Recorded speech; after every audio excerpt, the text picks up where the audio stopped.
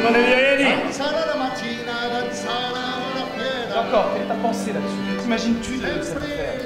Moi, je crois, sans vous faire tort, que vous avez quelques nouvel amour en tête. Tu le crois? Oui. Ma foi, tu ne te trompes pas. Et je dois t'avouer qu'un autre objet a chassé Elvire de ma pensée. Eh, mon Dieu, je sais mon don Juan sur le bout du doigt et connais votre cœur pour le plus grand coureur du monde.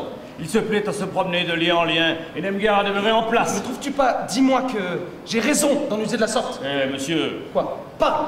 Assurément que vous avez raison, si vous le voulez, on ne peut pas aller là contre. Mais si vous ne le vouliez pas, ce serait peut-être une autre affaire. Ah, je te donne la liberté de parler et de me dire tes sentiments. En ce cas, monsieur, je vous dirais franchement que je n'approuve au point votre méthode et que je trouve fort vilain d'aimer de tous côtés comme vous faites. Quoi?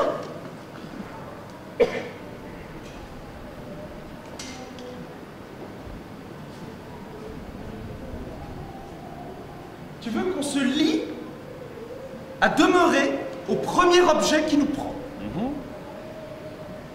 Qu'on renonce au monde pour lui et qu'on n'ait plus Dieu pour personne. La belle chose.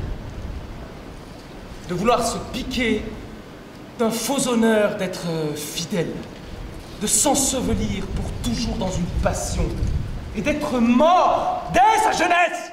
Vous savez ce que vous faites, vous, et si vous ne croyez rien, vous avez raison.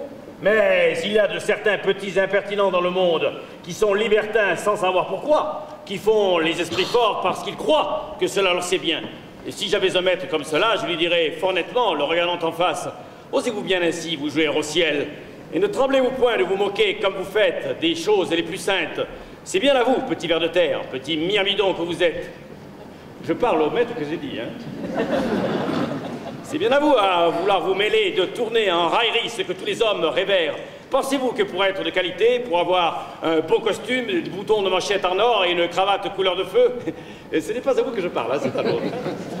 Pensez-vous, dis-je, que vous en soyez plus habile homme, que tout vous soit permis et qu'on ose vous dire vos vérités? Apprenez de moi, qui suis votre valet, que le ciel punit tôt ou tard les impies, qu'une méchante vie amène une méchante mort, et que... De quoi est-il question?